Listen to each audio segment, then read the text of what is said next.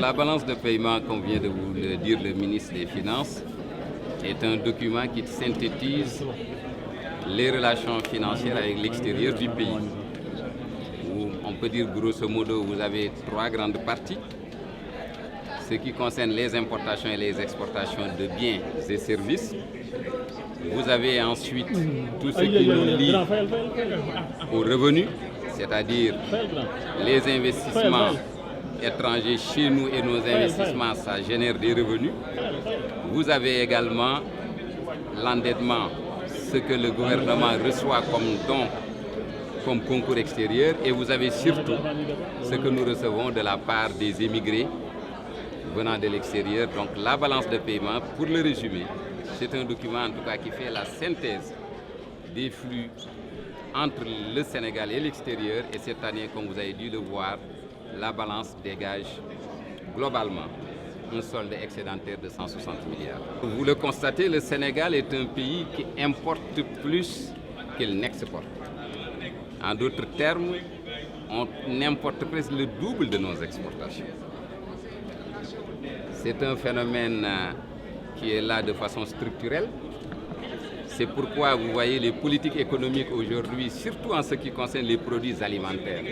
Nous avons une facture alimentaire très élevée et pour donner un seul exemple, le riz que les Sénégalais adorent, l'essentiel est importé alors que nous avons des productions locales. Donc comment faire pour que le Sénégal puisse commencer à substituer aux produits d'importation, surtout les produits alimentaires, y substituer des produits au niveau local. C'est ça qui est la politique économique et qui justifie ce que le gouvernement est en train de faire au niveau de la politique agricole, surtout tout faire pour réduire la facture d'importation en ce qui concerne le riz. Évidemment, on ne peut pas ne pas importer. Vous savez qu'il faut des biens d'équipement, il faut des machines-outils. Lorsque le gouvernement décide de faire des programmes d'infrastructure, que ce soit les autoroutes, que ce soit les usines, que ce soit l'augmentation de la capacité de production d'électricité, vous le savez, le Sénégal ne produit pas de biens d'équipement aussi lourds, il faut aller les importer. Donc on ne peut pas ne pas importer, mais ce qu'on peut produire localement, il faut tout faire pour le produire. Évidemment, les exportations augmentent. Le zircon qui commence à être exploité dans la région de Thiès commence à être exporté. Les industries chimiques du Sénégal qui avaient des problèmes ont recommencé à exporter de façon soutenue. Tout ceci pour vous dire que la politique économique est sur la bonne voie, mais il faut accélérer le rythme, il faut accélérer la cadence. La balance est déficitaire et comme je vous dis, pour réduire d'abord dans un premier temps le déficit de la balance, ce que nous avons, c'est augmenter les exportations et diminuer les importations. Et dans un second temps, peut-être, à terme, avoir une balance excédentaire et nous l'espérons lorsque le Sénégal commencera à exporter son pétrole. Évidemment, si la production est à la hauteur des espérances, ça devra être des balances excédentaires. Le Sénégal, dans l'espace IMEWA, c'est la deuxième économie de l'Union après la Côte d'Ivoire.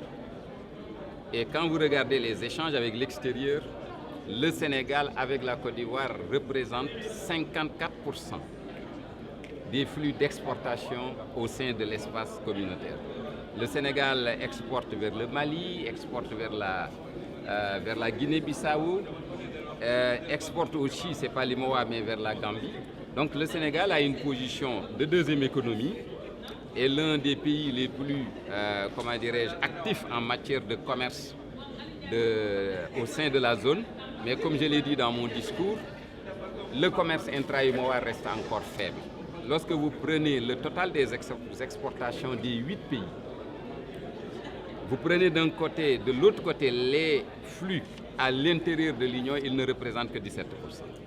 Donc c'est ça qu'il faut augmenter parce que nous sommes dans une zone monétaire et dans une zone monétaire, ce qui caractérise une zone monétaire, c'est le commerce intra-zone.